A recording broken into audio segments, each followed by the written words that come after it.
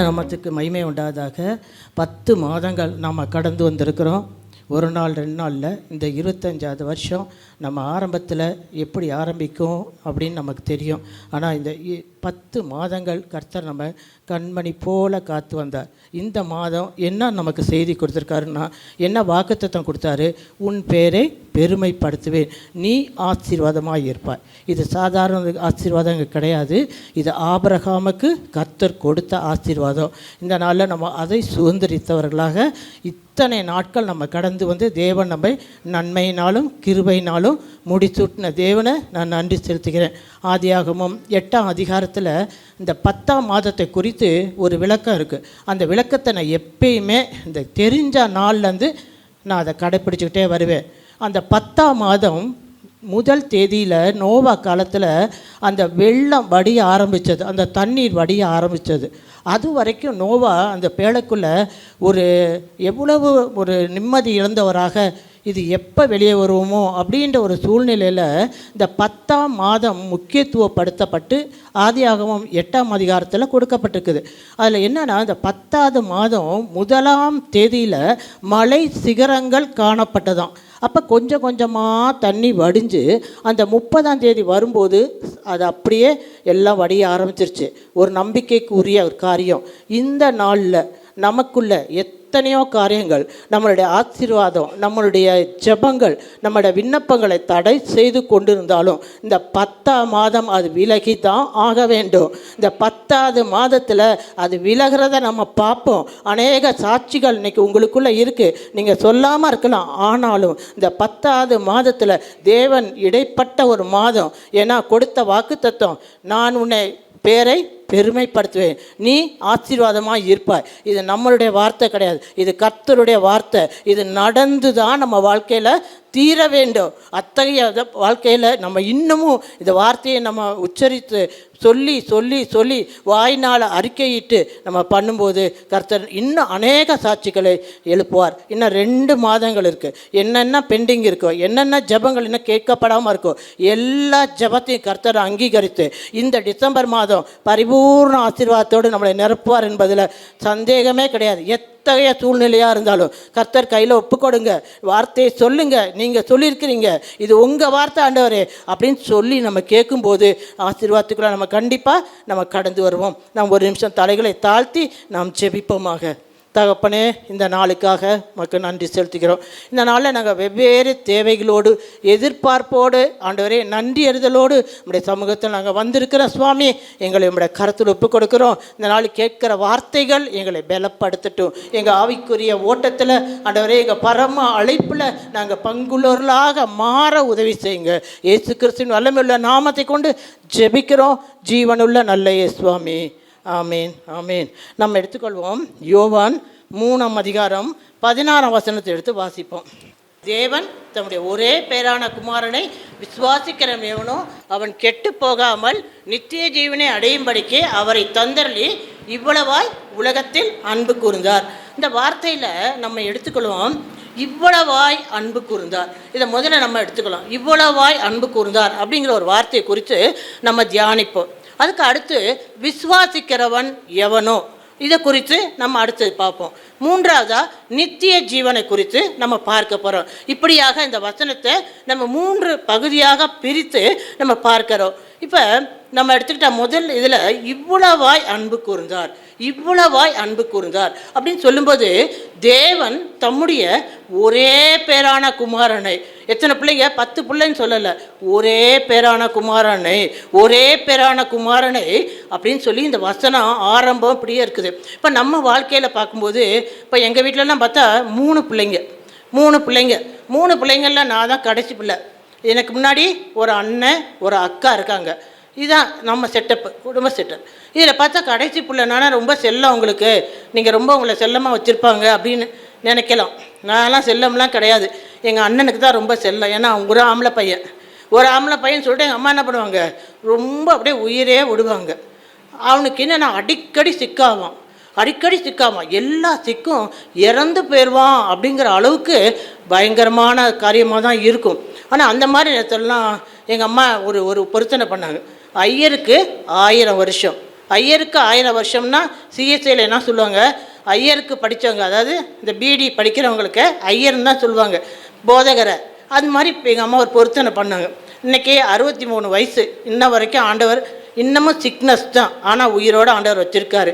எங்கள் அம்மா பண்ண பொருத்தனையை கர்த்தர் கேட்டு எங்கள் அண்ணனுக்கு இன்னை வரைக்கும் அவன் ஊழியத்தை செஞ்சதுக்கு நான் கிருபை.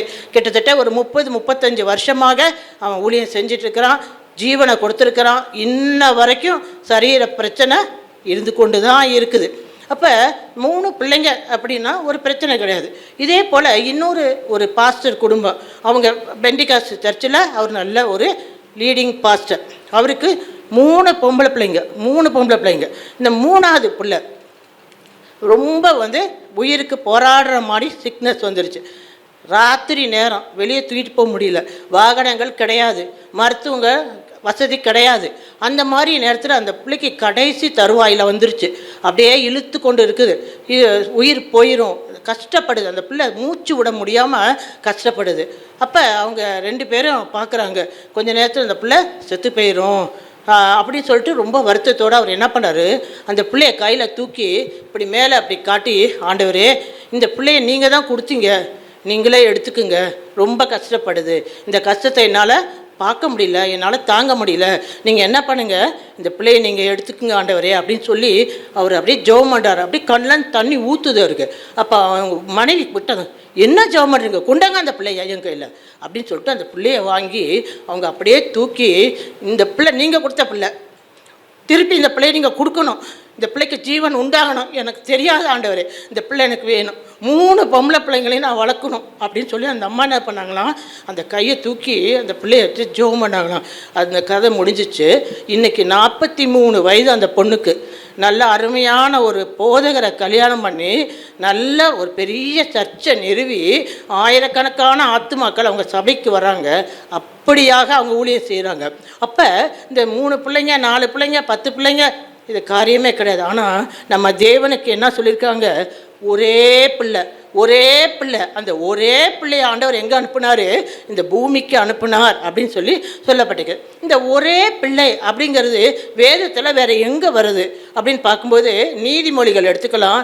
நீதிமொழிகள் 4ஆம் அதிகாரம் 3ஆம் வசனத்தை வாசிக்கலாம். நீதிமொழிகள் 4ஆம் அதிகாரம் 3ஆம் வசனத்தை வாசிங்க. நான் என் தகப்பனுக்கு பிரியமான குமாரனும் என் தாய்க்கு விசுவாசமும் அருமையான ஒரே பிள்ளையுமானவன். நான் என் தகப்பனுக்கு பிரியமான குமாரன், தகப்பனுக்கு பிரியமானவர், தாய்க்கு அருமை ஆனால் ஒரே பிள்ளையா இருக்கு. அதே இது 8ஆம் அதிகாரம் எடுத்துக்கலாம். நான் அவர் அருகே செல்ல பிள்ளையாயும் இருந்தேன், நித்தம் அவருடைய மனமகிழ்ச்சியாய் இருந்து எப்பொழுதும் அவர் சமூகத்தில் களி கூர்ந்தேன். அதாவது இங்கே எப்படி இருந்தாராம், அருகே இருந்தேன், அடுத்தது செல்ல பிள்ளையாக இருந்தேன், மனமகிழ்ச்சியாக இருந்தேன், சமூகத்தில் அழுதுகிட்டே இல்லை, களி கூர்ந்து கொண்டே இருந்தேன் அப்படின்னு சொல்லி இந்த பிள்ளையை குறித்து இங்கே சொல்லப்பட்டிருக்குது. அப்போ அப்படிப்பட்ட ஒரு நிலையில் இருந்த அந்த ஆண்டவருடைய காரியங்களை குறித்து தான் நம்ம பார்க்க போகிறோம். இப்போ இப்படிப்பட்ட நிலையில் ஒரே பிள்ளை, செல்ல பிள்ளை, தகப்பனுக்கு பிரியமான பிள்ளை, தாய்க்கு அருமையான பிள்ளை, இப்படிப்பட்ட ஒரு பிள்ளையை தான் ஆண்டவர் எங்கே அனுப்புனார், இந்த பூமிக்கு அனுப்புனார். இந்த பூமிக்கு அவர் அனுப்புறதுக்கு முந்தி அவருக்குள்ளே ஒரு பெரிய போராட்டம் ஏற்பட்டிருக்கும், மனசுக்குள்ளே ஒரு போராட்டம் ஏற்பட்டிருக்கும். இப்போ நம்ம கூட நம்ம பிள்ளைங்களை 12th முடிச்சுட்டு ஹையர் ஸ்டடீஸ்க்கு அனுப்புகிறோம், வேறு ஸ்டேட்டுக்கு அனுப்புவோம் அல்லது அப்ராடு அனுப்புவோம். இந்த மாதிரி அனுப்பும்போது நம்ம என்ன செய்வோம், எல்லா ஆயத்தங்களும் பண்ணுவோம். ஆனாலும் நம்ம பிள்ளைக்கு இது ஏற்றதாக இருக்குமோ, நம்ம பிள்ளைக்கு பிடிக்குமோ, நம்ம பிள்ளைக்கு சாப்பாடு நல்லா இருக்குமோ, ஃப்ரெண்ட்ஸ் நல்லா இருக்கும், நம்ம மனது அவ்வளோ துக்கப்படும், கவலைப்படும், யோசிக்கும். ஆனால் இந்த இடத்துல என்ன சொல்லப்பட்டிருக்குது, தேவன் தன்னுடைய ஒரே பேரான குமாரனை இந்த பூமிக்கு அனுப்பினார். இந்த பரலோகத்தை எப்படிப்பட்டது, அவர் இருந்த இடம் எப்படிப்பட்டது அப்படின்னு பார்க்கும்போது அது ஒரு பரிசுத்த ஸ்தலமாக இருந்துச்சு. ஆனால் இந்த பூமியில் அதற்கான வாய்ப்பே கிடையவே கிடையாது. அடுத்தது பரலோகத்தில் பார்க்கும்போது கேருபீன்கள், சேராபீன்கள், தூதர்கள், இந்த கூட்டம் நிறைந்தது. ஆனால் பூலோகத்தில் அந்த மாதிரியான காரியங்களுக்கு வாய்ப்பே கிடையாது. அடுத்தது இந்த கேருபீன்கள், சேராபீன்கள்லாம் பரிசுத்தர் பரிசுத்தர் பரிசுத்தர் பரிசுத்தர் என்று தேவனை ஓயாமல் துதித்து கொண்டிருப்பாங்க. அந்த மாதிரியான துதியின் சத்தம் எங்கே கிடையாது? இந்த பூமியில் கிடையாது. இந்த பூமியில் எப்பயுமே அழுக, கூக்குரல், மகிழ்ச்சியின் சத்தம், வேறு வேறு விதமான ஆரவாரங்கள் தான் நம்ம கேட்கும். மற்றும் இந்த பரலோகத்தில் தேவ கட்டளையை செய்கிறதுக்கு தூதர்கள் அங்கங்கே சுற்றிகிட்டே இருப்பாங்க. ஆண்டவர் எப்போ கட்டளை இடுறாரோ அதை உடனே அவங்க தலை வணங்கி செய்து பூமிக்கோ காரியங்களை எல்லாம் நிறைவேற்றக்கூடியவங்க. அப்படி இந்த மாதிரி இந்த பரிசுத்தவான்கள் கூட்டம் இந்த பரலோகத்தில் இருக்கும். ஆனால் இந்த பூமியில் இதற்கான ஒரு வாய்ப்பே கிடையாது. இப்படிப்பட்ட ஒரு பூமி, கேடுகள் நிறைந்த பூமி, தூதர்கள் இல்லாத பூமி, பரிசுத்தவான்கள் இல்லாத பூமி, ரொம்ப எண்ணில்லாம் அந்த மாதிரியான காரியங்களில் உள்ள அந்த பூமிக்கு தான் கர்த்தர் என்ன செய்தார்? தன்னுடைய ஒரே பேரான குமாரனை அனுப்பினார். இதை அனுப்பும் முன்பு அவருக்குள்ள என்ன இருக்கும்? ஒரு பெரிய போராட்டம். அவர் சர்ம வல்லமை உள்ளவர், அவர் சிருஷ்டி கர்த்தர், அவர் சர்வ வியாபிய இருந்தாலும் தன்னுடைய ஒரே பிள்ளையை அனுப்புறதுக்கு முந்தைய கர்த்தருக்குள்ளே என்ன இருக்கும்? ஒரு போராட்டம் பெரிய போராட்டம் நடந்திருக்கும், ஒரு யுத்தம் நடந்திருக்கும். நம்ம ஒரே பிள்ளை எப்படி அனுப்புகிறோமேன்னு சொல்லிட்டு அவருக்குள்ளே என்ன இருக்கும்? பெரிய யுத்தம் நடந்திருக்கும். ஆனாலும் ஏன் அனுப்பினார்? அந்த ஒரு கேள்வியை நம்ம கேட்கும்போது, ஏன் அப்பள கஷ்டப்பட்டு அவரை அனுப்பணும் அப்படின்னா, நீங்களும் நானும் நித்திய ஜீவனை சுதந்திரிக்கிறதுக்காக தான் இந்த பூமிக்கு அனுப்பினார். தேவனுடைய ஏக்கம், தேவனுடைய ஜெபம், தேவனுடைய தாகம் எல்லாமே என்னன்னா, நான் மகுடமாக படைத்த இந்த மனுஷனை நான் என்ன பண்ணணும்? நித்திய ஜீவனுக்குள்ளே கொண்டு வரணும். இதுதான் என்னுடைய பெரிய காரியம் எல்லாம். அப்போ ஏன்னா மனுஷனுக்கு ஒரு வித்தியாசமான ஒரு காரியத்தை கர்த்தர் கொடுத்துருக்கிறாரு. மனுஷனுக்கு தன்னுடைய ரூபம், தன்னுடைய சாயலை கொடுத்து தேவன் படைச்சு கொண்டு வந்திருக்கிறாரு. என்னுடைய மகுடமாகிய இந்த மனுஷன், என்னுடைய சாயலை உள்ள ஒரு மனுஷனை நான் கொண்டு வரத்துக்கு, நித்திய ஜீவனை அடையிறதுக்கு நான் என்ன பண்ணி ஆகணும்? என்ற ஒரே பேரான குமாரனை, எனக்கு அருமையான குமாரனை, என் செல்ல பிள்ளைய நான் அனுப்பி தான் ஆகணும்னு சொல்லி ஆண்டவர் என்ன செஞ்சார்? ஒரு பெரிய ஒரு முடிவு எடுத்து அவரை அனுப்பினார். தேவன் தம்முடைய ஒரே பேரான குமாரனை அனுப்பினதுக்கான காரணம், நீங்களும் நானும் நித்திய ஜீவனை சுதந்திரிக்கணும் அப்படிங்கிற ஒரு காரியத்தினால தான் அவர் கர்த்தர் அனுப்பினார். இப்போ நம்ம சங்கீதம் 19ஆம் அதிகாரம் 1ஆம் வசனம் எடுத்து படிக்கலாம்ப்பா. வானங்கள் தேவனுடைய மகிமையை வெளிப்படுத்துகிறது, ஆகாய விரிவு அவருடைய கரங்களில் கிரியையை அறிவிக்கிறது. பாகாலுக்கு பகல் வார்த்தைகளை பொழிகிறது, இரவுக்கு இரவு அறிவை தெரிவிக்கிறது. அவைகளுக்கு பேச்சும் இல்லை, வார்த்தையும் இல்லை, அவைகளின் சத்தம் கேட்கப்படுவதும் இல்லை. இங்கே என்ன சொல்லியிருக்கு? வானங்கள் தேவனுடைய காரியங்களை செய்து, ஆகாய விரிவு என்ன செய்து, அவர் என்னத்துக்காக என்னை படைத்தார் அந்த காரியத்தை செய்து கொண்டே இருக்குது.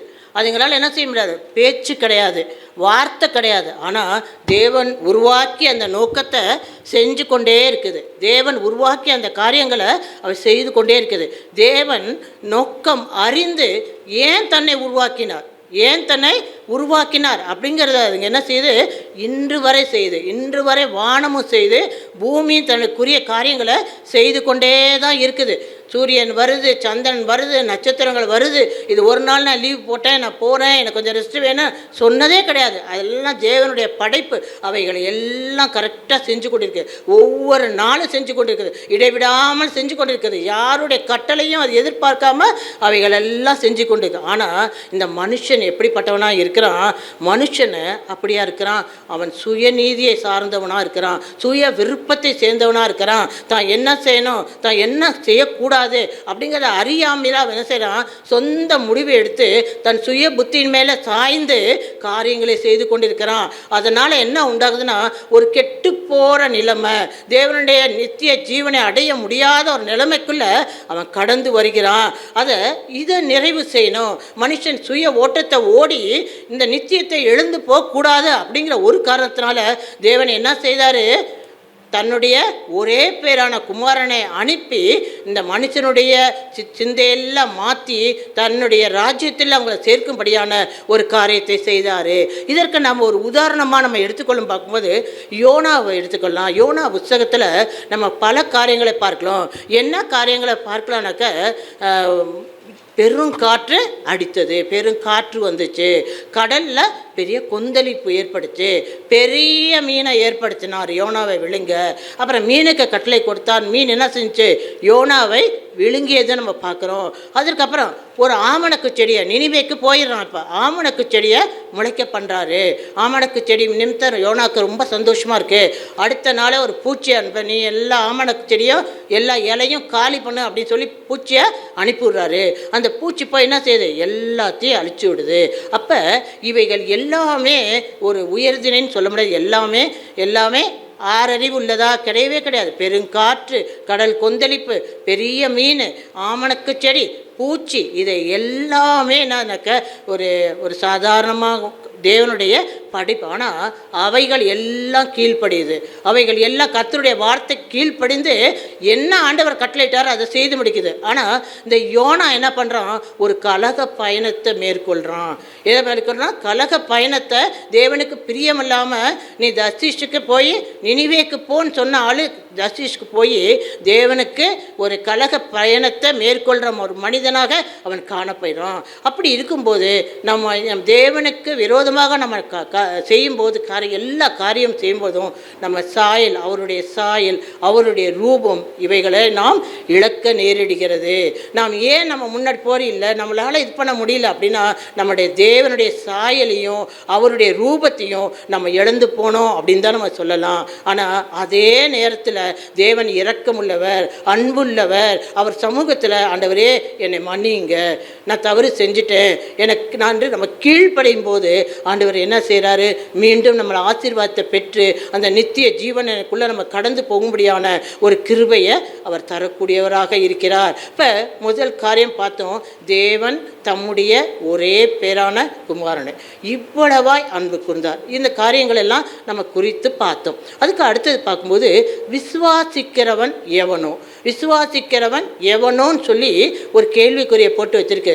எவன் கிடையாது, நீங்களும் நானும் தான். விசுவாசிக்கிற எவனோ கிடையாது. அந்த இடத்துல நம்மளுடைய பேரை நம்ம போட்டுக்கலாம். இதை விளக்கும்படியாக ஒரு சின்ன ஒரு எக்ஸாம்பிளை நான் சொல்கிறேன். ஆதியாகமம் 22:17-18 வசனத்தில் நம்ம பார்க்கும்போது ஆண்டவர் ஆபிரகாமுக்கு கொடுக்குற ஒரு வாக்கு தத்துவம் என்ன கொடுக்குறாரு.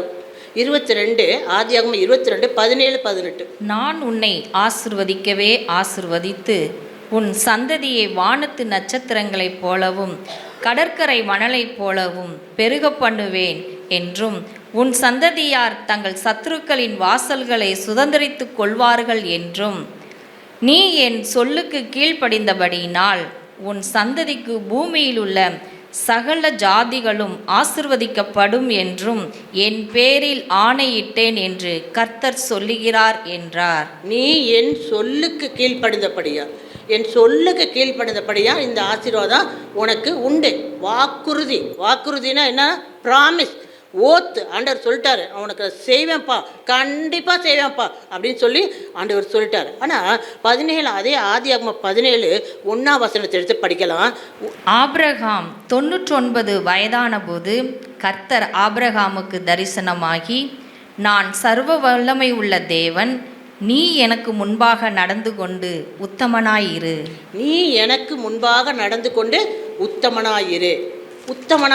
ஏன் ஆண்டவர் இந்த வார்த்தையை சொல்கிறாரு? அதுக்கு முன்பு ஒரு ப்ராமிஸ் வேர்டு பார்த்தா 22 அதிகாரத்தில். இப்போ 17:1 ஆண்டவர் நீ எனக்கு முன்பாக நடந்து கொண்டு உத்தமனாயிரு. நீ எனக்கு உத்தமனாய் இருக்கவில்லை. நம்ம ஆபிரகாம் சொல்கிறோம், ஆபிரகாம் விசுவாசிகளின் தகப்பன் சொல்கிறோம், ஆபிரகாம ஆசீர்வாதம் சொல்கிறோம், ஆபிரகாம் நம்ம வாய் நிறைய ஆபிரகாம் தான். இந்த வாரம் பூரா, இந்த மாதம் பூரா நம்ம சொன்னது ஆபிரகாமை குறித்து தான் பார்த்தோம். ஆனால் ஆண்டவர் சொல்கிறார், எனக்கு முன்பாக நடந்து கொண்டு உத்தமனாயிரு. அப்போ உத்தமமாய் நடக்கவில்லை. அப்படி என்ன தான் ஆபிரகாம் தப்பு செஞ்சார் அப்படின்னு சொல்லி நமக்குள்ளே நம்ம ஒரு எண்ணம் வரலாம். நம்ம சாதாரண பார்க்கும்போது இந்த ஆதியாகமம் 12 அதிகாரத்தில் 1 வசனத்தில் நீ என்ன பண்ண, என் தகப்பனையும் என் தாயை விட்டு நான் உனக்கு காண்பிக்கும் தேசத்துக்கு நீ போ அப்படின்னு சொல்லி ஆண்டவர் சொல்கிறாரு. ஆனால் இவர் எங்கே போகிறாரு? எகிப்தை நோக்கி போகிறாரு. ஆபிரகாம் எங்கே போகிறாரு? கானானுக்கு போக வேண்டியவர் எகிப்துக்கு போகிறாரு. எகிப்தில் போனால் அங்கே அவருக்கு ஒரு பெரிய பிரச்சனை காத்திருக்கு. பார்வோன் ராஜா என்ன செய்கிறாரு, இந்த சாரா ரொம்ப அழகாக இருக்கான்னு சொல்லிட்டு தூக்கிட்டு போயிடுறாரு அந்த அம்மாவை. அப்புறம் ஆண்டவர் என்ன செய்கிறாரு, எச்சரிப்பை கொடுத்து மீண்டும் கொண்டு வராரு. அதே 12வது அதிகாரத்தில் இவர் சொல்கிறாரு, நீ உன் குடும்பத்தை கூட்டிகிட்டு போந்தான்னு சொன்னான்னு தவிர லோத்தை கூட்டிகிட்டு போன்னு அவர் சொல்லவே இல்லை. ஆனால் அந்த ஆபிரகாம் என்ன செய்கிறாரு, லோத்தையும் சேர்த்து கூட்டிகிட்டு போகிறாரு. 13ஆம் அதிகாரத்தில் பார்க்கும்போது லோத்து என்ன பண்ணுறாரு, மேய்ப்பர்களுக்கும் ஆபிரகாம் மேய்ப்பர்களுக்கும் பிரச்சனை வந்துடுது. அதனால 2 பேர் இவ்வளோ நேரம் சேர்ந்து வந்த 2 பேர் என்ன செய்கிறாங்க, பிரியறதுக்கான ஒரு காரியங்கள் இருக்கக்கூடியதாக இருக்குது. இந்த மாதிரி அதுக்கப்புறம் 16ஆம் அதிகாரத்தில் பார்க்கும்போது, ஆதியாகமம் 16 பார்க்கும்போது அந்த சாரால் சொல்கிறாங்க, பிள்ளை பறக்கிறதுக்கான வாய்ப்பு கிடையாது, நீங்கள் என்ன பண்ணுங்கள், இந்த அடிமை பெண்ணை சேர்த்துக்கொள்ளுங்க அப்படின்னு சொல்லி சொல்கிறாரு. அப்போ ஆபிரகாம் என்ன செய்யலை, ஆண்டவர்கிட்ட விசாரிக்கவே இல்லை. அவர் போய் என்ன பண்ணிட்டாரு, ஆகார தன் மனைவியாக்கி கொண்டு அவரோட வாழ ஆரம்பிச்சிட்டாரு. அதன் நிமித்தம் உண்டானது இஸ்மவேல்னா ஒரு துஷ்ட சந்ததி. இன்னைக்கு வரைக்கும் பிரச்சனை உள்ளது காரணம் அன்னைக்கு ஆபிரகாமுடைய தவறு. இந்த மாதிரி ஆபிரகாம் பல விதங்களில் கீழ்ப்படியாமே வெளிப்படுத்தி கொண்டு வந்தது இந்த வேதத்தில் பதிவு செய்யப்பட்டிருக்கிறது. அதனால தான் ஆண்டவர் 17ஆம் அதிகாரம் 1ஆம் வசனத்தில் ஒரு எச்சரிப்பை கொடுக்குறாரு, நீ எனக்கு முன்பாக நடந்து கொண்டு உத்தமனாயிரு. நீ உன்னை விசுவாசிகளின் தகப்பனா நான் மாற்றணும்னா நீ எனக்கு முன்பாக நடந்து கொண்டு உத்தமனாயிரு. ஆனால் இந்த 22ஆம் அதிகாரத்தில் ஆண்டவர் என்ன சொல்கிறாரு, நீ உன் பிள்ளைய பலியிடு அப்படின்னு சொல்லும்போது ஆபிரகாம் என்ன செய்கிறான், நல்ல ஆண்டவரை பற்றி அண்டர்ஸ்டாண்ட் பண்ணிக்கிறான். எத்தனையோ பிரச்சனைகள் வந்துச்சு, சாரால பார்வோன் எடுத்துகிட்டு போனாலும் கூட ஆண்டவர் மீட்டு கொடுத்தாரு. இந்த லோத்துக்கு ஒரு பிரச்சனைன்னு வரும்போது 318 பேரை கொண்டு அந்த சோதம்லேருந்து விடுதலையாக்கி 4 ராஜாக்களை அவன் ஜெயிச்சு அவன் கொண்டு வர மாதிரியான ஒரு சூழ்நிலை இருந்துச்சு. அப்படி நான் கீழ்ப்படியாமைக்குள்ளே போகும்போது எல்லாமே ஆண்டவருடைய கரம் என்னோட இருந்து என்னை தப்பு வித்துச்சு அப்படிங்கிறத அவர் நல்லா தெரிஞ்சுட்டு இப்போ என் மகனை கேட்குறாரு, ஒரே பிள்ளைய கடற்கரை மணலத்தனையாக உனக்கு பிள்ளையை தருவேன், வானத்து நட்சத்திரங்களைப் போல உனக்கு சந்ததி இருக்குன்னு சொன்ன தகப்பன் இந்த நாள் இந்த ஒரு பிள்ளையை கேட்குறாரு. அவர் சர்வ வல்லமை உள்ளவர். அவர் என்ன செய்வார், இந்த பிள்ளையை கொன்று போட்டாலும் கூட 1000 ஈசாக்களை அவர் உண்டாக்க முடியும், அல்லது இந்த பிள்ளையை கொல்லாமையே அவர் வாழ வைக்க ஆண்டவரால் முடியுங்கிறத அவர் என்ன செஞ்சார், ஒரு மனதில் முடிவெடுத்து கொண்டார். இதுதான் அவர் கீழ்ப்படிதலுக்கான ஒரு காரணமாக இருந்துச்சு. அதனால தான் தைரியமாக கொண்டு போய் அவரை வந்து பலியிட கொடுக்குறாரு. பலியிடும்போது ஆண்டவர் என்ன அதை தடுத்து நிறுத்தி அவனுடைய கீழ்ப்படிதலுக்காக இந்த வாக்கு தத்தத்தை 22, 17, 18 நீ என் சொல்லுக்கு கீழ்ப்படிந்தபடினால நான் உன்னை என்ன செய்வேன், நான் உன்னை உயர்த்துவேன் அப்படின்னு சொல்லி ஆண்டவரை அவருக்கு ஒரு வாக்குத்தத்தத்தை கொடுத்து நிறைவேற்றாரு. இப்படி இப்போ ஆபிரகாமை பார்க்கும்போது நம்மளாம் என்ன செய்வோம், ஒருத்தவங்க எப்படி நடக்கிறாங்க அப்படின்னு பார்த்துட்டு தான் நம்ம என்ன செய்வோம், சில காரியங்கள் நன்மைகளை அவங்களுக்கு செய்வோம். சரி, நம்ம ஒரு காரியம் சிந்திச்சிருக்கோம், இவங்க எப்படி நடக்கிறாங்கன்னு பார்க்கலாம் அப்படின்னு சொல்லி நம்ம யோசிப்போம். ஆனால் தேவன் அப்படி ஆபிரகாமை பார்த்துருந்தாருன்னா கண்டிப்பாக இந்த ஆசீர்வாதத்தெல்லாம் கொடுக்கவே முடியாது. அப்போ ஆபிரகாமை எப்படி ஆண்டவர் ஆசீர்வச்சாரு அப்படின்னு பார்க்கும்போது அவர் தன்னுடைய உண்மையின்படி ஆசீர்வச்சாரு. தான் கொடுத்த அந்த வாக்கு தத்தத்தில் உண்மையுள்ளவராக நம்ம விளங்க வேண்டும் என்று ஆண்டவர் ஆபிரகாமை ஆசீர்வதிக்கிறார். கர்த்தர் ஆபிரகாமை பார்க்கல, ஆனால் தன்னுடைய உண்மையும் தன்னுடைய ஆசீர்வாதத்தையும் தான் கொடுத்த வாக்கு தத்தத்தையும் அவர் நினைவு கூர்ந்து ஆபிரகாமை ஆசீர்வதித்து அவர் பேரை பெருமைப்படுத்த. அதுதான் நம்ம இன்னைக்கு நம்ம சொல்லிட்டு ஆபிரகாமின் ஆசீர்வாதம் கிறிஸ்து இயேசு மூலமாக நமக்கு கிடைச்சது அப்படின்னு சொல்கிறோம். என் பேரை பெருமைப்படுத்துவீர், நீ ஆசீர்வாதமாக இருப்பாய் என்ற வார்த்தைகள் எல்லாம் இந்த நாளில் நமக்கு வந்தது இதற்கு தான் ஒரு காரணமாக இருக்குது. இந்த நாளில் நாம் கூட பல நேரங்களில் தவறுகள் செய்கிறோம், பல நேரங்களில் தேவ சித்தத்தை விட்டு விலகிறோம். ஆனால் என்ன செய்வோம், ஜெபிச்சிருவோம், வாக்குத்தத்தத்தை சொல்லுவோம், பார்த்து சொல்லுவார், சொல்லுங்க உன் பேரை பெருமைப்படுத்துவேன், சொல்லுங்க உன் பேரை பெருமைப்படுத்துவேன், நீ ஆசீர்வாதமாக இருப்பாய், நீ ஆசீர்வாதமாக இருப்பாய். இதை நம்ம சொல்லிடுவோம். நம்ம புரிஞ்சு சொல்கிறோமோ புரியலன்னு சொல்லுவோம். ஆனால் என்ன சொல்லிட்டோம், வாக்குறுதியை சொல்லிட்டோம். நம்ம தவறி நடக்கும் போதெல்லாம் நமக்கு ஒர்க் அவுட் ஆகுறது என்னன்னு கேட்டாக்கா இந்த ஆசீர்வாதங்கள் தான். நம்ம தவறும் போது, தேவனை விட்டு பிரியும் போது, ஆண்டவர் நீ இந்த தப்பு செஞ்சுட்ட, நீ இந்த ஆசீர்வாதத்துக்கு தகுதி இல்லைன்னு ஆண்டவர் யாரையுமே சொல்ல மாட்டார். நீங்கள் எவ்வளவோ பாவியாக இருந்தாலும் நீ ஒரு நாள் ஜெபிச்சா இல்லையா, ஒரு நாள் என் வாக்குறுதியை சொன்னே இல்லையா, இதன் நிமித்தம் நான் உன்னை ஆசீர்வதிப்பேன்னு சொல்லி கர்த்தர் தன்னுடைய உண்மை நிமித்தம் எப்படி ஆபிரகாமை ஆசீர்வதித்தாரோ அதுபோல தேவன் நம்மையும் ஆசீர்வதிக்க சித்தமுள்ள தேவனாக இருக்கிறார். அதனால் நம்ம எந்த சூழ்நிலையில் இருந்தாலும் ஆண்டவரை நோக்கி கூப்பிடுவோம், ஆண்டவர் அவருடைய வாக்கு தத்தத்தை உறுதியாக பிடிச்சு கொள்வோம். புரிஞ்சிச்சோ புரியலையோ, பிடிக்குதோ பிடிக்கலையோ சொல்லிக்கிட்டே இருங்க.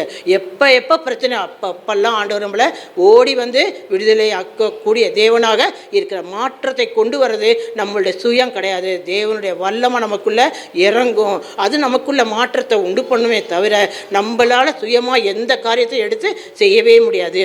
இன்னொன்று பார்க்கும்போது ஆதியாகமம் 21:7 அதிகாரத்தில் ஆகாரை குறித்து பார்க்குறோம். பிள்ளையின் சத்தத்தை கேட்டார். தேவன் பிள்ளையின் சத்தத்தை கேட்டார். இந்த சூழ்நிலை என்னன்னு பார்க்கும்போது ஆகார வாக்குத்தத்தம் பிள்ளை இல்லை. ஆண்டவர் சொல்கிறாரு, சாரால் உனக்கு என்ன சொல்கிறாலோ அதைப்படி செய்யுங்க இந்த ஆகாருக்கு அப்படின்னு சொல்லி ஆண்டவரும் சொல்லி விட்டுறாரு.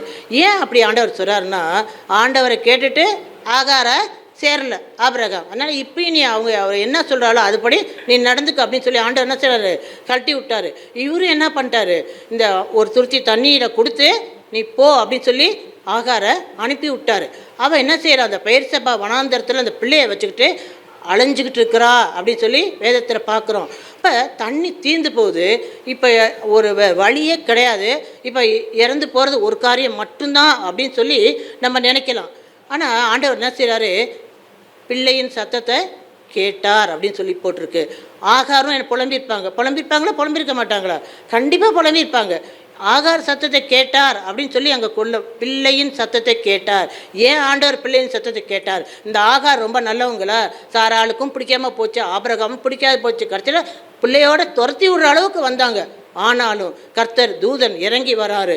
எதற்காக இறங்கி வராரு? பிள்ளையின் சத்தத்தை கேட்டான்னு சொல்லிட்டு ஆகாரை நோக்கி வந்து ஆகாருடைய கண்களை திறக்கிறாரு. அப்போ அங்கே ஒரு துறவை கண்டார். ஒரு துறவை கண்டு அங்கே என்ன தண்ணீரை எடுத்து அந்த பிள்ளைக்கும் அவளும் கொடுத்து அவங்க ஏன் ஆண்டவர் கண்டார்? ஏன் இவ்வளோ கெட்டவங்களுக்கு அவர் உதவி செய்யணுமா?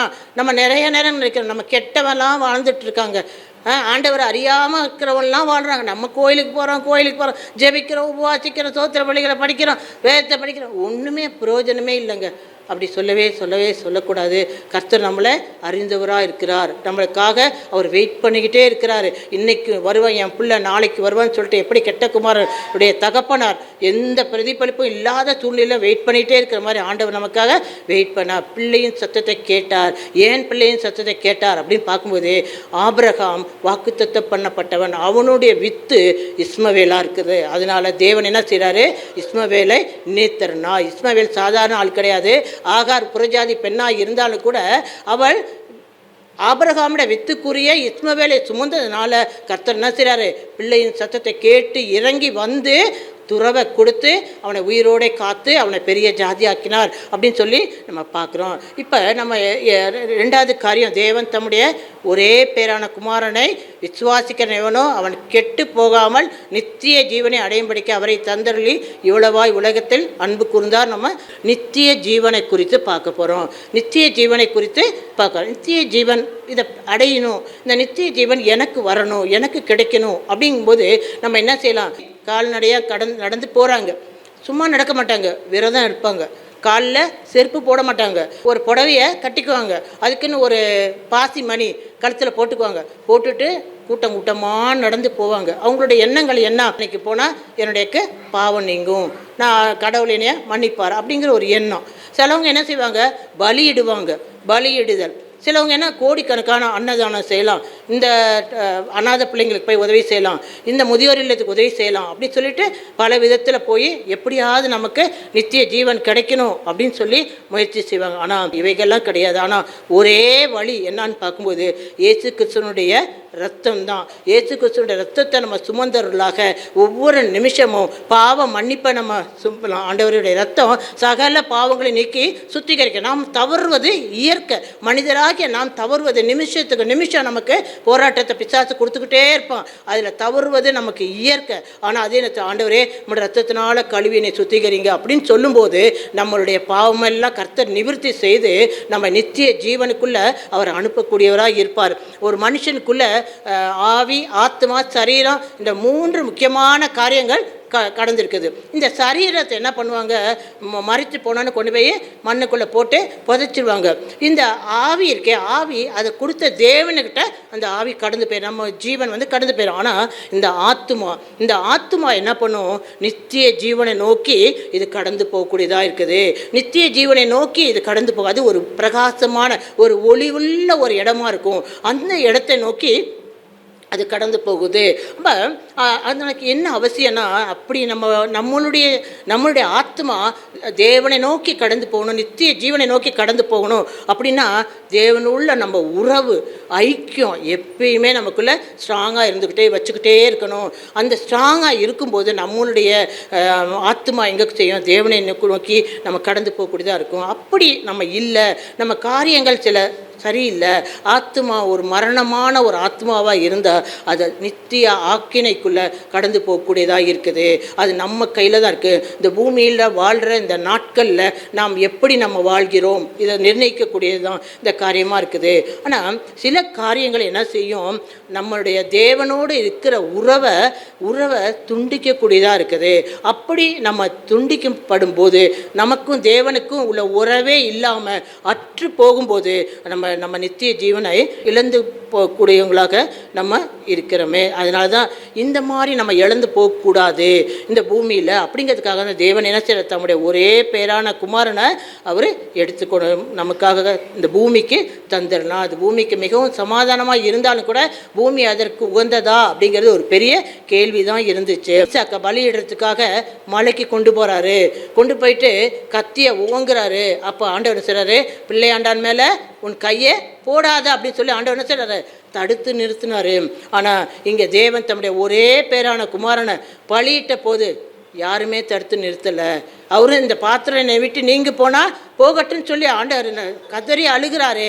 ஆனாலும் அவர் என்னுடைய சித்தமல்ல ஆண்டவரே, உம்முடைய சித்தப்படி ஆக கடவுதுன்னு சொல்லி அவர் ஆண்டவர் சமூகத்தில் அதை ஒப்பு கொடுத்தாரு. ஏன் ஒப்பு கொடுத்தாரு, எதுக்கு இவ்வளோ கஷ்டமான ஒரு மரணம், ஏன் இவ்வளோ கஷ்டமான ஒரு பாடுகள் அப்படின்னு சொல்லும்போது, உங்களையும் என்னையும் ரட்சிப்புக்குள்ளே வழி நடத்த, நித்திய ஜீவனுக்குள்ளே வழி நடத்துவதற்காக கர்த்தர் இந்த பெரிய ஆக்கினையை தன்னுடைய குமாரனுக்கு கொடுத்து அனுப்புனார் என்று சொல்ல முடியும். இதை நிமித்தம் நம்ம என்னவா மாறுறோம், நம்ம ஆவிக்குரிய இஸ்ரவேலராக நம்ம மாற்றப்படுறோம், கர்த்தருடைய பிள்ளையாக தேவ ஜனமாக மாற்றப்படுறோம். அப்பா பிதாவே என்று கூப்பிடத்தக்க ஒரு சுவிகாரத்தை, புத்திர சுவிகாரத்தை கர்த்தர் நமக்கு கொடுக்கக்கூடியதாக இருக்கிறாரு. தேவன உறவு நம்ம விட்டு விடவே கூடாது.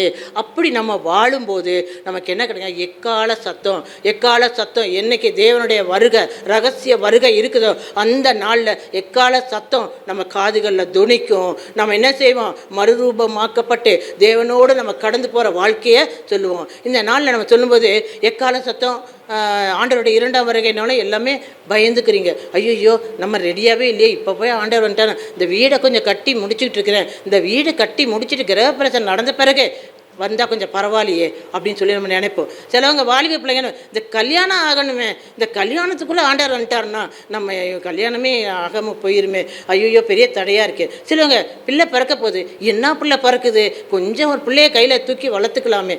ஆண்டவருடைய வருகைங்கும் போது நம்ம என்ன செய்கிறோம், அந்த காலத்தில் தப்பாரு பெண் கொண்டும் பெண் கொடுத்தும் இருந்தார்கள்னு நம்ம காரியத்தில் தான் நம்ம கான்சன்ட்ரேட் பண்ணிட்டு இருக்கிறோம் தவிர ஆண்டவருடைய வருகைக்கு நம்ம என்ன செய்யலாம், தயாராகவே இல்லை. ஆனால் அதனால் என்னன்னாக்கா தேவனுடைய ராஜ்யத்திடணும், தேவனோடு வரணும். அப்படிங்கும்போது நமக்கு ஒன்றுமே இல்லை, நம்ம செய்கிற காரியங்களை செஞ்சுக்கிட்டே இருக்கலாம். ஆண்டவரோட உறவை எல்லா நேரமும் நம்ம ஐக்கியப்படுத்தி கொண்டே இருந்தோம்னாக்க நம்ம பயப்படவே வேண்டாம். எந்த நாளை எக்காலம் சத்தம் கேட்டாலும் கூட நம்ம முன்னணியில் நம்ம போவோம். நம்ம சபை மக்கள் கூட்டமாக தேவனுக்கு ராஜ்யத்துக்கு முன்பாக நம்ம கண்டிப்பாக நம்ம கடந்து போவோம் என்பது நிச்சயமானது. இதில் ஒரு இதே கிடையாது, எந்த விதமான டவுட்டே கிடையாது. ஒரு கதையை சொல்லி எப்பயுமே கதை சொல்கிறது ஒரு வழக்கமாச்சு, எல்லாருமே ரொம்ப ஆர்வத்தோடு கேட்பீங்க. இப்பயும் ஒரு சின்ன ஒரு கதை தான் சொல்கிறேன். ஒரு எஜமான் இருந்தார். அந்த எஜமானுக்கு என்னென்னா ஒரு வேலைக்காரன் தான். அந்த வேலைக்காரன் ரொம்ப பக்தி உள்ளவன், ஒரு விசுவாசி.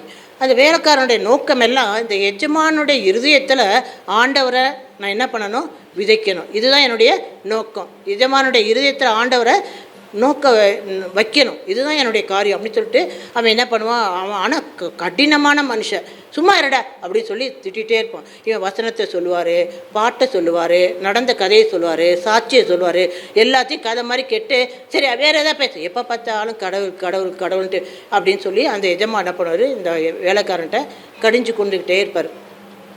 அப்படி இருக்கும்போது ஒரு நாள் எஜமான் சொன்னார், ஏண்டா நீ இவ்வளவு கடவுள் கடவுளுங்கிறியே, நீ என்னடா நல்லா வாழ்ந்துட்ட அப்படின்னு சொல்லி கேட்குறாரு அந்த எஜமா. அப்போ எப்போ பார்த்தாலும் உடம்பு சரியில்லை, பிள்ளைக்கு உடம்பு சரியில்லை, மனைவிக்கு உடம்பு சரியில்லை, ஆஸ்பத்திரி போனேன், காசு பத்தலை, எனக்கு இந்த கஷ்டம், இதெல்லாம் ஏன் இருக்கணும், நீ கடவுள் கடவுள்னு சொல்கிறியே, அப்புறம் எதுக்கு உனக்கு இந்த கஷ்டம் அப்படின்னு சொல்லி கேட்டானா. ஐயா இதுக்கு எனக்கு ஒழுங்கான பதில் சொல்ல தெரில, கொஞ்சம் நாள் கொடுங்க, உங்களுக்கு நான் சரியான விளக்கத்தை கொடுக்குறேன் நான் அப்படின்னு சொல்லி இந்த வேலைக்காரன் சொல்லிட்டானோ. அதே மாதிரி ஒரு நாள் 2 பேரும் சேர்ந்து வேட்டைக்கு போகிறாங்களாம், இந்த எஜமானும் இந்த வேலைக்காரனும். எஜமான் நல்லா ஒரு கன்னை எடுத்துகிட்டு போகிறாராம். ஒரு காட்டில் கொஞ்ச தூரம் போனோன்னே நிறைய புறாக்கள் உட்காந்துருக்கான். புறாக்கள் உட்காந்துருந்தோன்னே இவர் என்ன பண்ணுறாராம், இன்றைக்கி எல்லாத்தையும் அடிச்சிடணுடா அப்படின்னு சொல்லிட்டு அவர் கன்னை எடுத்து ஷூட் பண்ணுறாராம். ஷூட் பண்ணும்போது ஒரு புறா செத்து அடிபட்டு கீழே பொத்துன்னு விழுந்துருச்சான். இன்னொரு புறா அடிபட்டுருச்சு, ஆனால் உழுகுன்னு பார்த்தாக்கா அது என்ன பண்ணிச்சான், அடுத்த மரத்துக்கு தப்பிச்சு ஓடி போயிடுச்சான். உடனே இவன் என்ன பண்ணானா, அந்த செத்து பண்ண புறாவை எடுத்து கொண்டாந்து இப்படி வச்சுட்டானா. இப்போ தொட்டு அடுத்த இவர் என்ன பண்ணார், அது எஜமா தொடர்ந்து அந்த அடிப்பட்ட புறாவையே பின்னாடி பின்னாடி நோக்கி நோக்கி போனான். அது என்ன பண்ணிச்சான், அந்தலேருந்து அடுத்த கிளைக்கு போச்சான், அடுத்த மரத்துக்கு போச்சான், இப்படியே தப்பிச்சுக்கிட்டே இருந்துச்சான். கடைசியில் என்ன ஆச்சு, நேரம் ஆயிடுச்சு, காலதாமதம் ஆயிடுச்சு, இனிமேல் இது காட்டுக்குள்ளே இருக்க முடியாதுன்னு சொல்லிட்டு அவங்க 2 பேரும் என்ன பண்ணிட்டாங்களாம், காட்டை விட்டு வெளியே வந்துட்டாங்களா. அப்போ இந்த இவர் சொன்னார், அச்சா ஜஸ்ட் மிஸ்டா, இந்த ஒரு புறாவை கொண்டு போய் இன்னொரு புறாவும் எடுத்து வந்தால் கொஞ்சம் நல்லா சாப்பிட்ருக்கலாம்டா அப்படின்னு சொல்லி பேசிட்டு வரான். அப்போ அவன் சொன்னானா, ஐயா இந்த புறா, அந்த செத்து போன புறா தான் ஐயா நீங்கள், அந்த உயிரோடு இருக்க புறா தான் நான் அப்படின்னு சொல்லி அவன் சொன்னான். ஏன் அப்படி சொல்கிற அப்படின்னா, உங்களுக்கு பிசாசு போராட்டம் கிடையாது, உங்கள் பிசாசு இவன் நம்ம ஆள், இவன் எங்கேனாலும் இவன் போவே மாட்டான், இவன் இங்கே தான் கிடப்பான் அப்படின்னு சொல்லிட்டு நீங்கள் என்ன செய்யுங்க, ஆவிக்குரிய வாழ்க்கையில் மறித்து போயிருக்கிறீங்க. அதனால் உங்கள் கிட்டையே பிசாசு வரமாட்டான். ஆனால் நானும் ஆண்டவர்னு ஆவிக்குரிய வாழ்க்கையில் முன்னேறணும், நித்திய ஜீவனை அடையணும், தேவனோடு வாழணும்னு சொல்லி முயற்சி எடுக்கிற எனக்கு என்ன பண்ணுவாங்கன்னா, பிசாசு போராட்டத்தை கொடுத்துக்கிட்டே இருப்பான், ஒவ்வொரு நாளும் கொடுத்துக்கிட்டே இருப்பான். மனைவி மூலமாக போராட்டம், கணவன் மூலமாக போராட்டம், பிள்ளைங்கள் மூலமாக போராட்டம், பொருளாதாரத்தை ரீதியில் சரீர ரீதியில் போராட்டத்தை கொடுத்துக்கிட்டே இருப்பான். வேறொன்றை கண்ணிக்கும் பாழாக்கும் கொள்ளை நோய்க்கும் தப்புவிப்பார். இந்த வார்த்தையை சொல்லுங்க. யார் இன்னைக்கு பிரச்சனையில் போராட்டத்தில் இருக்கீங்களோ, வேடனுடைய கண்ணியாக இருந்தாலும் பாழாக்கும் கொள்ளை நோய், இந்த வசனம் உண்மை ஆண்டவரே, இந்த வசனத்தை நீங்கள் உயிரோடு நீங்கள் எழுப்புன ஆண்டவரே, என் குடும்பத்தில் இருக்கிற பிரச்சனை மாறின ஆண்டவரையும் சொல்லி நீங்கள் ஆண்டவர்கிட்ட சொல்லும்போது, அவர் வாக்குத்தத்தத்தின் தேவன், அவர் உறுதி பண்ணார், ஆணையிடுற தேவன். அந்த ஆணையை நம்ம பிடிச்சுக்கிட்டு ஆண்டவர்கிட்ட கேட்கும்போது கண்டிப்பாக ஆண்டவர் நம்மளை கைவிடவே மாட்டார். செஞ்சு தான் ஆகணும். நீங்கள் சொல்லுங்கள், அப்படி செய்யலைன்னா, ஆபிரகாமுக்கு மட்டும் செஞ்சீங்கல்ல, ஆகாருக்கு மட்டும் செஞ்சீங்கல்ல, ஏன் ஆண்டவரே என்னை நீங்கள் விட்டுட்டீங்க, எனக்கு நீங்கள் செய்யுங்கன்னு சொல்லி கேளுங்க. அவர் நம்மளுடைய தகப்பன், அவர் நம்மை காட்டிலும் நம்மளுடைய குடும்பத்தார், நம்மளுடைய பிள்ளைங்க, நம்மளுடைய கணவன், நம்முடைய மனைவி, நம்ம அம்மா அப்பா எல்லார காட்டிலும் உங்களை குறித்து என்னை குறித்தும் அதிக நோக்கத்தோடு இருக்கிறார். என்ன நோக்கத்தோடு இருக்கிறாரு, நித்திய ஜீவனை என் பிள்ளைக்கு நான் கொடுத்து தான் ஆகணும்னு அவர் நிற்கிறார். ஆனால் பிசாசு என்ன செய்கிறான், பல விதங்களில் பல போராட்டங்களை கொண்டு வந்து வைத்து தேவனுக்கும் நமக்கு உள்ள உறவை அவன் பிரிக்கிறதுக்கான முயற்சிகளை ஒவ்வொரு நிமிஷமும் செஞ்சு கொண்டே இருக்கிறான். சவுல் தாவீது வாழ்க்கையில் பார்க்கும்போது, சவுல் எவ்வளோதான் துரத்துறான், அவன் பெரிய ராஜா, பெரிய சேவகர் வச்சுருக்கான், இராணுவம் வச்சுருக்கான், ஆனாலும் தாவீது சாதாரண ஒரு குடிமகன், சாதாரண ஒரு மகன், ஆனாலும் ஒரு ஆடு மேய்க்கிறவன், கீழ்த்தரமானவன், வீட்டில் எட்டாவது பிள்ளை, ஆனாலுமே அவனை என்ன பண்ண முடியல, அவனை பிடிக்கவே முடியல. ஏன்னா கர்த்தர் மறைச்சு கொண்டே இருக்கிறாரு. கர்த்தர் மறைச்சு கொண்டு அவர் செட்டைகளின் கீழே என்ன இருக்கும், ஆரோக்கியம் தங்கும். அவர் செட்டைகள் நிழலில் வந்த உமக்கு பரிபூர்ண ஆசீர்வாதம் ஒரு நாளும் உண்டு. இதை நம்ம அறிந்து கொண்டவர்களாக நம்ம நினச்சி கொள்ளணும். இந்த கதை மூலமாக அன்னைக்கு அப்போ தான் அந்த எஜமானுக்குள்ளே ஒரு விழிப்பு வந்துச்சு. ஓ அப்படியா, அப்போ ஆண்டவர் பிள்ளைங்களாக இருந்தாக்க நம்ம சந்தோஷமாக நம்ம ஜாலியாக பணத்தோடு இப்படி இருக்க முடியாதா, இருக்க முடியும். ஆனால் பிசாசு என்ன செய்ய, நம்மளோடு போராடி கொண்டே இருப்பான். இந்த போராட்டத்தை எல்லாம் நம்ம மேற்கொண்டு வரணும்னா ஒரே வழி, ஆண்டவருடைய பாதத்தில் பிடிச்சு கொள்ளணும், ஆண்டவரோடு இருக்க உறவை நம்ம பலப்படுத்தணும். சுவாசிக்கிற விசுவாசிக்கிறவன் எவனோ, விசுவாசிக்கிறவன் எவனோ, எதை விசுவாசிக்கணும், கிறிஸ்து இயேசு எனக்காக அந்த பூமிக்கு வந்தார், எனக்காக ஒரு ஊழிய மாதிரியை முன்மாதிரியை வைத்து போனார், எனக்காக மரித்தார், எனக்காக உயிரோடு எழுந்தார். இன்று அவர் என்ன செய்கிறாரு? பரலோகத்தில் பிதாவின் வலது பாரத்தில் வீற்று கொண்டு இருக்கிறாரு. அங்கே உட்காந்துட்டு சும்மா உட்காந்து நம்மளை வேடிக்கை பார்க்க இல்லை. அவர் நமக்காக என்ன செய்கிறாரு? பரிந்து பேசி கொண்டிருக்கிறார். நம்ம எப்போ நித்திய ஜீவனை இழக்கிறதுக்கான சூழ்நிலைகள் வரும்போதெல்லாம், ஆண்டவர் இவனுக்காக நான் மரித்தேன், ஆண்டவரே இவனுக்காக நான் பாடுகளை பட்டேன், சிலுவையில் நான் சுமந்தேன், இவனுக்கு நீங்கள் என்ன செய்யணும்? முழு ரட்சிப்பை கொடுக்கணும், நித்திய ஜீவ அனுபவத்துக்குள்ளே நீங்கள் கொண்டு வரணும்னு சொல்லிட்டு ஆண்டவர் நமக்காக நித்தம் நித்தம் நித்தம் பரிந்து பேசிக்கொண்டே இருக்கிறார். நித்தம் பரிந்து பேசிக்கொண்டே இருக்கிறார். அத்தகைய தேவனுக்கு நாம் என்ன செலுத்த போகிறோம்? நம்முடைய வாழ்க்கையை அர்ப்பணிப்போம். நம்ம ஆவி, ஆத்மா, சரீரம் இவைகள் எல்லாம் அர்ப்பணிப்போம். இன்னைக்கு நமக்கு உள்ளது பணம் இருக்கலாம், அழகு இருக்கலாம், அல்லது பெரிய பின்னணி இருக்கலாம், எதுவுமே நம்ம கூட வராது. ஒரு காலத்தில் எல்லாமே நம்ம விட்டு கடந்து போனாலும் கூட நம்மோடு வரக்கூடியது தேவனுடைய அன்பு, தேவனுடைய ஐக்கியம், தேவனுடைய வாக்குத்தத்தம், தேவனுடைய வார்த்தைகள் மாத்திரம் தான் நம்ம எல்லா சூழ்நிலையிலும் நம்ம கடந்து வரக்கூடியதாக. நமக்கு கொடுக்கப்பட்ட அழைப்பு சாதாரண அழைப்பு இல்லை, பரம அழைப்பு. இந்த பரம அழைப்பை நம்ம ஏற்றுக்கணும். பரலோகத்திலிருந்து நமக்கு ஒரு அழைப்பு விடுவிக்கிறாரு. என் மகனே, என் மகளே, நீ என்னை நோக்கி நீ கடந்து வா. இந்த பூமி வாழ்க்கையில் உனக்கு நிரந்தரம் கிடையாது. இந்த வாழ்க்கையை நம்பி நீ இங்கேயே இருந்தலாம் நினைக்காத. உனக்கு ஒரு பரம அழைப்பு இருக்கு. பரம அழைப்பின் பந்தய பொருளுக்காய் இலக்கை நோக்கி தொடருகிறேன். முடிச்சிட்டேன்னு வரல, தொடருகிறேன், ஆரம்பிக்கிறோம், நடந்து கொண்டே இருக்கிறோம். பரம அழைப்பின் பந்தய பொருளுக்கு எத்தனை இடர் வந்தாலும், எத்தனை போராட்டம் வந்தாலும் நான் என்ன செய்வேன்? விட்டு நான் விலக மாட்டேன். ஆண்டவரே, கொஞ்ச நேரம் கோபம் வருது, எல்லாருக்கும் தான். கோபம் வரலன்னா நம்மளாம் மனுஷங்களே கிடையாது, நம்ம கடவுளாகிடுவோம். ஆனால் எப்பயும் கோபம் வரும். ஆனால் அந்த நேரம்லாம் ஆண்டவரே என்னை மன்னிங்க, நான் மீண்டும் வந்து லாபமாக இருக்கிற அனைத்தையுமே நான் நஷ்டம் என்று கருதுகிறேன். எனக்கு இது லாபம், எனக்கு ஒரு பெரிய பேர் இருக்குது, புகழ் இருக்குது, லாபமான அனைத்துமே நான் நஷ்டம் என்று கருதுகிறேன். இயேசு ராஜாவின் இந்த வேலைக்காக மகிழ்ச்சியுடன் நான் ஓடுகிறேன். நீங்கள் நினைக்கிறேன், நீங்கள் நல்லா ஸ்டேஜில் ஏறிக்கிட்டு நீங்கள் வேலையை விட்டு வந்த மாதிரி நாங்களாம் வேலையை விட்டு வந்தால் என் குடும்பம்லாம் எப்படி பிழைக்கும், நீங்கள் எப்படி பேசிகிட்டே இருக்கிறீங்களே, எல்லோரும் வேலையை விட்டுட்டு வந்தால் எப்படி நாங்கள் சாப்பிட்றது அப்படின்னு நீங்கள் நினைக்கலாம். ஆண்டவர் ஆராதிக்கிறதுக்கு வேலை ஒரு தடை கிடையாது. நாம் நினச்சோம்னா ஒரு பிரச்சனை, சின்ன பிரச்சனையா பெரிய பிரச்சனையா அப்படிங்கிறது எப்படி நம்ம கண்டுபிடிப்போம்? அப்படிங்கும்போது நம்ம மனசு தான் காரணம். நம்ம மனசு தான் ஒரு சின்ன காரியத்தை பெருசாக ஆக்கும். ஒன்றுமே இல்லாத காரியத்தை என்ன பண்ணும்? பெருசாக ஆக்கிறதும் நம்ம மனநிலைகள் தான். அடுத்தது பெரிய காரியத்தை இதுதானே பார்த்துக்கலாம்டா அப்படின்னு சொல்கிறதும் நம்ம மனநிலைகள் தான். இந்த நாளில் நம்ம மனநிலைகளை நம்ம என்ன செய்யணும்? நம்ம கரெக்டாக நம்ம வச்சுக்கிட்டோம்னு பார்க்கும்போது ஆண்டவர் நம்ம என்ன செய்வார்? ஆசீர்வதிக்கக்கூடியதாக இருக்கார். லாபமான அனைத்தையும் நான் நஷ்டம் என்று கருதுகிறேன். இயேசு ராஜாவின் இந்த வேலைக்காக மகிழ்ச்சியுடன் ஓடுகிறேன். இந்த காரியத்தை யார் செஞ்சாலும் நீங்கள் என்ன செய்ய போகிறீங்கன்னா, உங்களுடைய ஒத்துழைப்பை தரணும். உங்களுடைய பங்கை நீங்கள் நிறைவேற்றுங்க, எங்களுடைய பங்கை நாங்கள் நிறைவேற்றோம். கர்த்தருடைய பங்கை கர்த்தர் நிறைவேற்றக்கூடியவராக இருக்கிறார். லாபமான அனைத்தையும் நான் நஷ்டம் என்று கருதுகிறேன். இயேசு ராஜாவின் இந்த வேலைக்காய் மகிழ்ச்சியுடன் ஓடுகிறேன். அதுக்கு எத்தனை அடுத்த நெக்ஸ்ட் ஸ்டான்ஸால் வரும், எத்தனை தான் இடர் வந்தாலும் நான் என்ன செய்வேன்?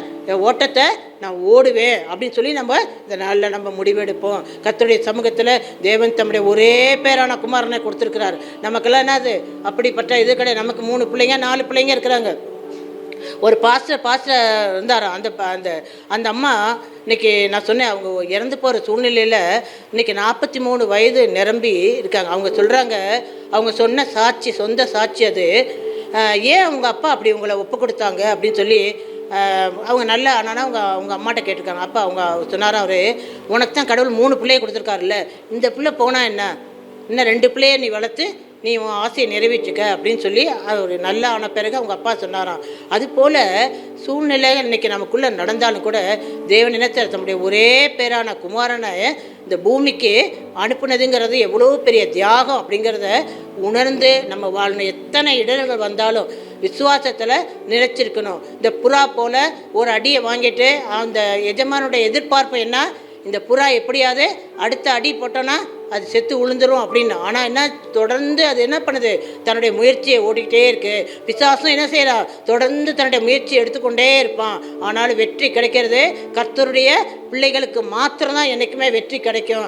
சாத்தானுக்கு கிடையவே கிடையாது. எப்போ ஒரு பிள்ளை நித்திய ஜீவனுக்கு நேராக ஓடுறானோ அப்போ சாத்தானுடைய திட்டங்கள் எல்லாம் தோல்வி அடையும். பாதாளத்தின் வாசல்கள் மூடப்படக்கூடியதாக இருக்கும். இஸ்ரவேல் ஜனங்க சீனாய் மலையில் பெற்ற அந்த 10 கட்டளையை சுமந்து கொண்டு அவங்க எல்லாம் கானானை நோக்கி பயணிச்சுதாங்க. இன்று நாம் இயேசு கிறிஸ்துவின் ரத்தத்தை நம்ம சுமந்து கொண்டு நம்ம பரம கானானை அடைய போகிறோம். அந்த பரம கானானை அடையிறதுக்காக நம்ம இலக்கை நோக்கி நம்ம தொடருவோம். எந்த பிரச்சனை வந்தாலும் எந்த போராட்டம் வந்தாலும் நம்ம அடிப்படையாக நினச்சிக்கணும், ஆண்டவர் எனக்காக ஒரு பெரிய காரியத்தை ஆயத்த பண்ணி வச்சிருக்கிறாரு, இதை நான் நிறைவேற்றுவேன், நித்திய ஜீவனுடைய பங்கு எனக்கானது, நான் ஒரு நாளும் நான் விட்டு கொடுக்க மாட்டேன் அப்படின்னு சொல்லி நம்ம முடிவு எடுக்கும்போது கர்த்தர் இதை நம்ம ஆசீர்வதித்து நமக்கு நித்திய ஜீவனை கொடுத்து இந்த பூமியில் ஒரு அருமையான ஒரு வாழ்க்கையை கொடுத்து சாட்சியின் வாழ்க்கையை கொடுத்து கர்த்தருக்கென்ற ஒரு நல்ல ஒரு வாழ்க்கையை வாழ்ந்து நம்ம முடிவு பெற கர்த்தர் நம்ம கண்டிப்பாக உதவி செய்வார். கர்த்தர் தாமே இந்த வசனங்களை ஆசீர்வதிப்பாராக. இந்த நாளில் தன்னுடைய இடத்தை கொடுத்த போதகர் அவர்களுக்கும் சபையார் எல்லாருக்கும் என் தாழ்மையான நன்றியை நான் தெரிவித்துக் கொள்கிறேன். எங்களை அதிகமாக நேசிக்கிற அன்பின் பரலோகத்தகப்பனே, ஆசீர்வதிக்கப்பட்ட அருமையான அந்த காலவேளைக்கு ஸ்தோத்திரம். ஆண்டவருடைய வார்த்தையின்படி ஆண்டவரே கர்த்தாவே, ஒரே பேரான குமாரனை எங்களுக்காக அனுப்புனீங்கன்னே, நித்திய ஜீவனை அடையும்படிக்கு இவ்வளவாய் தந்தருளி ஆண்டவருடைய அன்பு ஆழ மகளும் இவ்வளவாய் ஒரே பேரான குமாரனை அனுப்புனீங்களே, மடியிலே செல்லப்பிள்ளையாக தவழ்ந்து கொண்டிருக்கிற என் ஆண்டவராகிய இயேசு கிறிஸ்து இந்த பூமிக்கு எனக்காக இந்த பூமிக்காக அனுப்பி நித்திய ஜீவனை கொடுத்து பாவமன்னிப்பு நிச்சயத்தை கொடுத்து ரட்சிப்பை உண்டாக்கி கொடுத்தீரே, கோடா கோடி ஸ்தோத்திரங்கள். தேவனுடைய நாமம் மகிமைப்படுவதாக. வார்த்தைக்காக நன்றி ஆண்டவரே. பிசாசின் இலக்கை எங்களை தாக்குவதற்காக இருக்கலாம், ஆனால் நீங்கள் பரம சேனையை அனுப்பி தேவதூதர்களை அனுப்பி உம்முடைய அபிஷேகத்தையும் வல்லமையை அனுப்பி எங்களை பாதுகாத்து வழி நடத்துகிற உம்முடைய மேலான கிருபைக்காக நாங்கள் நன்றி செலுத்துகிறோம். தொடர்ந்து கர்த்தாவே, இந்த 2025 இந்த 10 மாதங்கள் முடிக்க கர்த்தர் கொடுத்த கிருபைக்கு ஸ்தோத்திரம். ஆண்டவர் பலத்தினாலும் அல்ல, பராக்கிரமத்தினாலும் அல்ல, உம்முடைய ஆவினாலே ஆகும் என்று சொல்லி இந்த மாதத்தை கர்த்தர் முடித்திரே, அதற்காக உமக்கு கோடான கோடி நன்றி செலுத்துகிறேன். கர்த்தர் ஆசீர்வதிங்க. இயேசு கிறிஸ்துவின் வெளியேறப்பட்ட நாமத்தினாலே வந்திருக்கிற எல்லா குடும்பங்களையும் தனிப்பட்டவர்களையும் கர்த்தர் ஆஸ்வதிப்பீராக. கர்த்தருடைய நாமம் மகிமைப்படும்படியாய் கர்த்தரும் இரட்சகரும் ஆண்டவருமாக்கிய இயேசு நாமத்தினாலே வாழ்த்தி ஆஸ்வதிக்கிறேன். ஜீவனுள்ள அன்பு பரலோக தகப்பனே, ஆமென். நம்முடைய கர்த்தராகிய இயேசு கிறிஸ்துவின் கிருபையும் பிதாவாகிய தேவனுடைய அன்பும் பரிசுத்த ஆவியான ஒரு அன்னோனி ஐக்கியமும் நம் அனைவரோடு கூட என்றென்றைக்கும் எப்பொழுதும் இருப்பதாக. எல்லாரும் சேர்ந்து சொல்லலாம். என் ஆத்துமாவை கர்த்தரை ஸ்தோத்திரி, என் முழு உள்ளமே அவருடைய பரிசுத்த நாமத்தை ஸ்தோத்திரி. என் ஆத்துமாவை கர்த்தரை ஸ்தோத்திரி, கர்த்தர் செய்த சகல உபகாரங்களை மறவாதே. ஆமென். ஹல்லேலூயா, ஹல்லேலூயா, ஹல்லேலூயா. God bless you. கர்த்தர் உங்களை ஆசீர்வதிப்பாராக. ஜெப தேவைக்கு 9894913619.